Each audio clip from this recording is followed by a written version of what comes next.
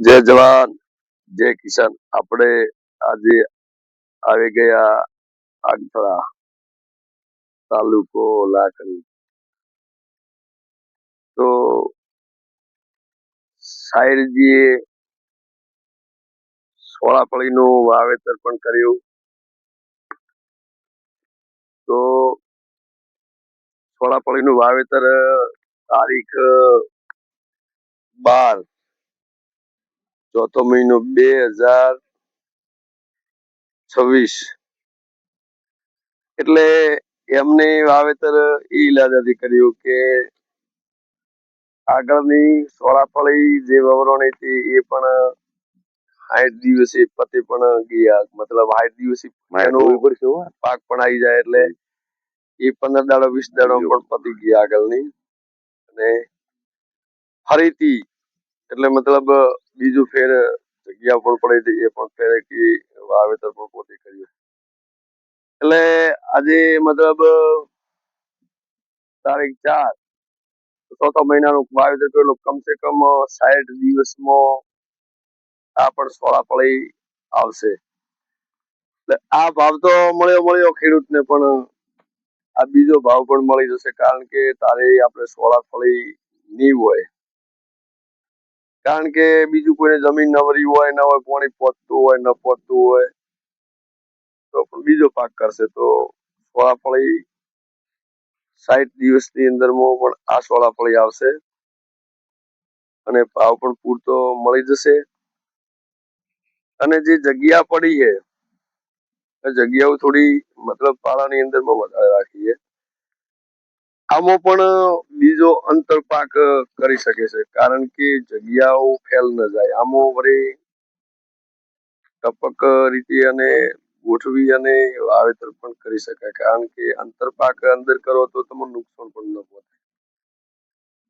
બધામાં આટલી જગ્યા નથી, અમુક જગ્યાઓ હોડી છે, અમુક જગ્યાઓ અંતર 4-4 ફૂટનો હોય. 4 ફૂટના અંતરમાં પણ અંતર પાક કરી શકો છો, કારણ કે 4 ફૂટની આમાં જગ્યા ન મુકાય. કમસે કમ 3 ફૂટની જગ્યા હોય તો સેટ થઈ જાય. હોમ વાવેતર પણ ભેગું થઈ જાય. તો મારું કેવું ખેડૂતને એવું જ છે, હું પણ ખેડૂત છું, કે આપણો એક જીવન ગુજન કહેવાય. કારણ કે આપે આ વસ્તુ નહીં કરો, શાકભાજી નવી નવી ખેતી ઉપર નહીં કરો, અને દિવસે દિવસે મોંઘવારી પણ જેમ જેમ દિવસ જાય એમ દરેક વસ્તુમાં મોંઘવારી પણ વધી ગઈ. તો આપણા બીજા ધનમાં મળતર પણ ના થાય.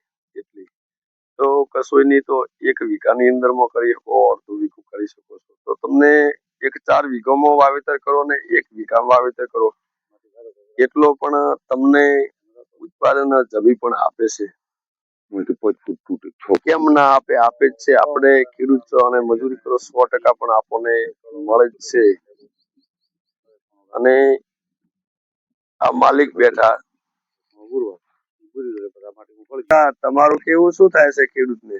કે અમારું કેવું એમ થાય છે, થોડી થોડી શાકભાજી વાવો, કોઈ ગલગોટા વાવો, કોઈ સોળાફળી વાવો, બરાબર, તો આપણું થાય ને. બરાબર બરાબર. જય જવાન જય કિસાન. તો આપણે જે વિચારીએ છે એ પણ નથી થતું, ના વિચારીએ એ પણ થાય છે. કારણ કે આ ખેડૂતે નતું વિચાર્યું કે હું સોળાફળી વાવી શકું અને પેદા પણ લઈ શકું.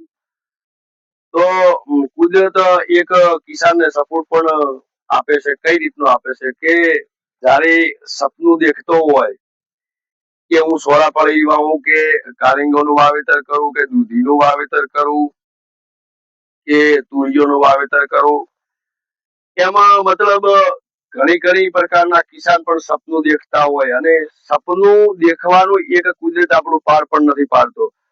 તો સપનું ના વિચાર્યા પહેલું કે આપણે સપનું નથી દેખવાનું, સપનું દેખ્યા પહેલું આપણે દાખલા તરીકે આપણામાં મનોબળ ના હારો તો આપણું સપનું દેખ્યા પહેલું પણ પૂરું થઈ શકે છે. અને મારો વિડીયો જે મારો કિસાન જે વિડીયો મારો જોતા હોય એ પણ લાઈક અને સબસ્ક્રાઇબ કરવાનું, શેર કરવાનું 100% ભૂલતા નહીં. જય જવાન જય કિસાન.